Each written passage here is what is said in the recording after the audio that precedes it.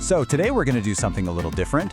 We're going to piece together the story of a modern freelance creator, but we're only going to use one source, what she posts online. Think of it like a digital diary, an open window right into the life of an indie game developer in Japan. So let's meet her. Through her own posts, we get to see she's a freelance Roblox developer, a mom, and a creator who kind of feels like she's living the life of someone half her age. Her feed just paints this super vivid, really honest and relatable picture of what it actually means to be a creative today. We're going to follow her through what I'm calling the creator's cycle. You know, the grind, the community, the balance, and the burnout. And it's all told completely in her own words. All right, so let's dive right in with the first part of the cycle, the daily work. What does it actually look like to be an indie game developer, day in and day out? You know, this post from December just perfectly nails a universal truth for anyone who codes. That creative spark, that moment of, aha, I got it. That's often the easy part. The real work, the grind, is in the follow-through, that painstaking process of making absolutely sure the thing you built actually works. And yeah, her feed is just filled with these little dispatches from the front lines. One day she's laughing because she forgot to add a tag and all her NPCs just started fighting each other. Another day she finds the exact same bug popping up in 2 different projects and wonders if bugs can be contagious. It's this constant battle against the unexpected. But what's so interesting is how she documents these battles. She's not just complaining into the void, she's actually problem solving out in the open. For example, she shares a really specific technical challenge, like dealing with collision detection for complex 3D objects in Roblox. So, she struggles with this method that just isn't working, and then, boom, she finds a better way. And what's the first thing she does? She shares it with her community. See, this isn't just a job for her, it's a craft that she's honing right alongside her peers, sharing tips and tricks as she goes. And get this post just brilliantly illustrates the other side of the grind. It's not just a time investment, it's a financial one.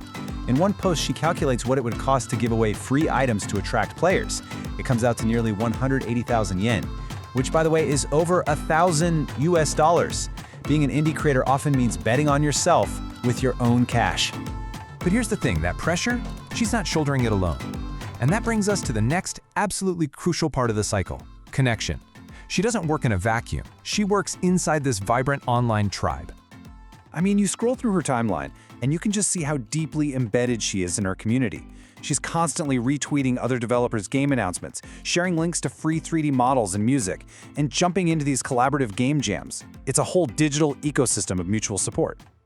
Wow, I mean, this post just lays it all bare, how absolutely vital that support is.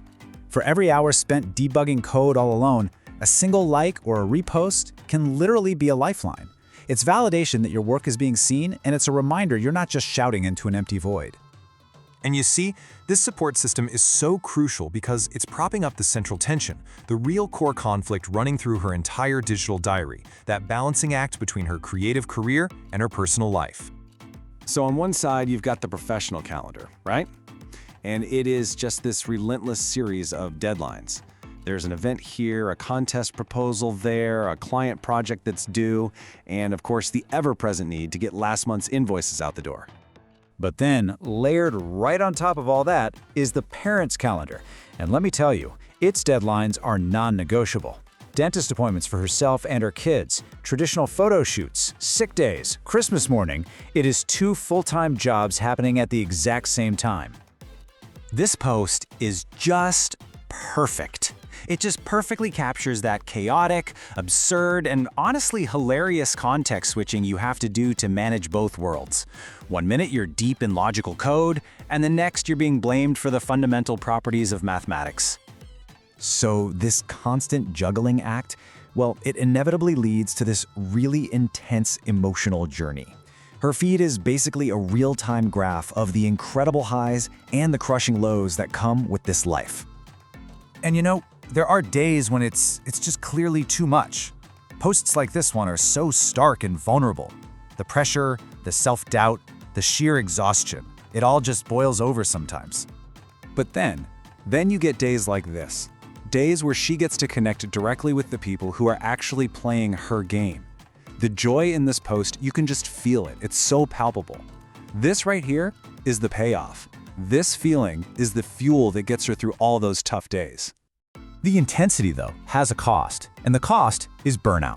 It's a huge, recurring theme. And lack of sleep, that's its most common symptom. Here, the collision between work and life is right there in one sentence. A splitting headache from an all-nighter, immediately followed by the need to run errands for her family.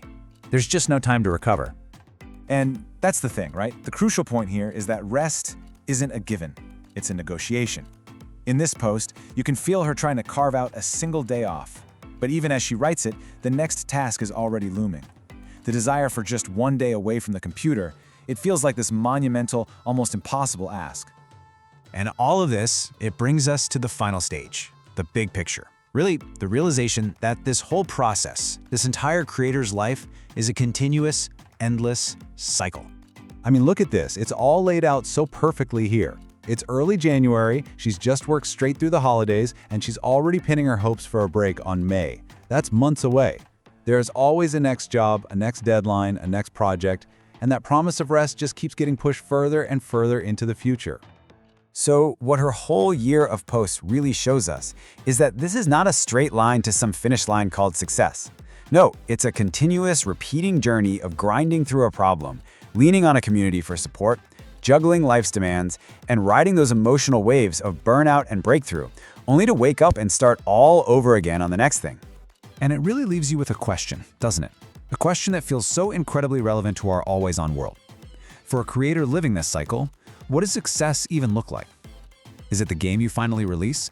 Or is it simply having the passion and the resilience to wake up tomorrow and start that whole loop all over again?